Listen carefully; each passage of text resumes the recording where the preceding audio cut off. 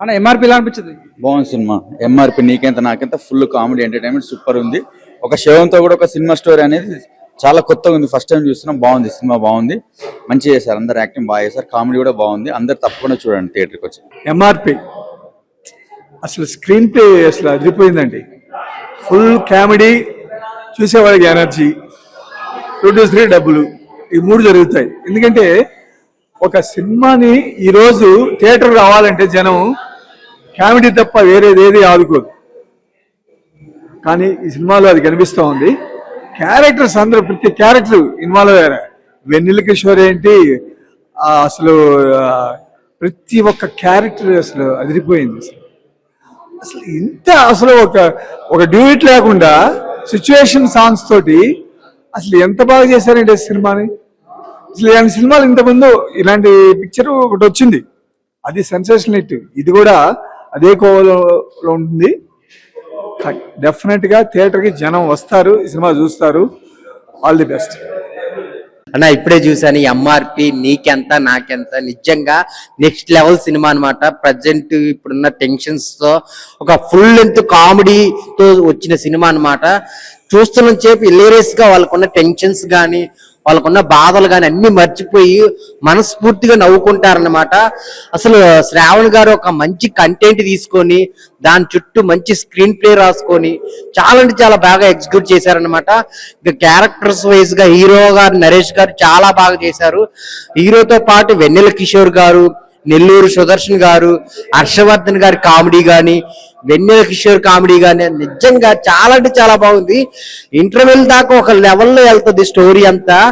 Interval కి twist వస్తుంది. Interval నుంచి క్లైమాక్స్ వరకు నిజంగా కామెడీని పండించిన విధానం అయితే చాలా అంటే చాలా బాగుంది. ఈ రోజుల్లో ఇలాంటి సినిమా చాలా మంది కోరుకుంటున్నారు అనమాట. సో ప్రొడ్యూసర్ గారు ఒక మంచి కథ తీసుకొని ఇప్పుడున్న జనాలకి బాగా నవ్వుకునేలాగా మనస్ఫూర్తిగా ఫ్యామిలీతో చూడాలని అనిపించేలాగా ఈ సినిమా తీశారు.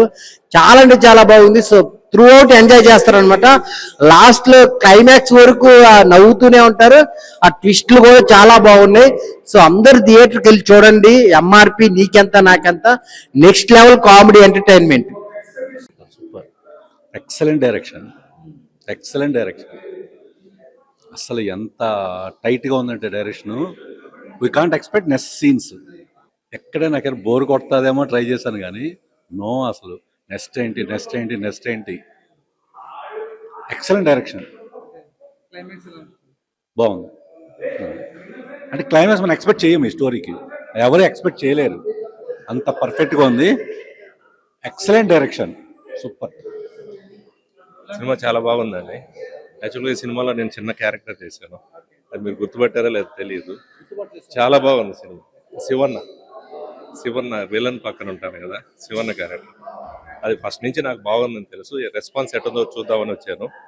రెస్పాన్స్ ఎక్సలెంట్గా ఉంది. ప్రతి క్షణం ఒక హర్రర్ సినిమా లాగా, హర్రర్ కాదు, ఫ్యామిలీ ఓరియంటెడ్, నవ్వుకోవచ్చు హ్యాపీగా. అది హర్రర్లోనే కామెడీ చాలా బాగా తీశారు డైరెక్టర్ గారు. నేను ఫస్ట్ నుంచి డైరెక్టర్ గారు చెప్తున్నా, కొత్త డైరెక్టర్, ఫస్ట్ టైం చేయడం ఆయన కూడా చాలా బాగా చేశారు. ప్రొడ్యూసర్ కమ్ డైరెక్టర్ ఆయన శ్రవణ్ గారు, ప్రొడ్యూసర్ ఆయనే, డైరెక్టర్ ఆయనే, చాలా బాగా చేశారు. అదే సార్ ఇప్పుడే వచ్చారు, చూసి చాలా బాగుందంటే నాకు హ్యాపీగా ఉంది. ఇలాగే మంచి మూవీస్ తీస్తారని ఆశిస్తున్నాను. చాలా బాగుంది, అందరూ చూడొచ్చు.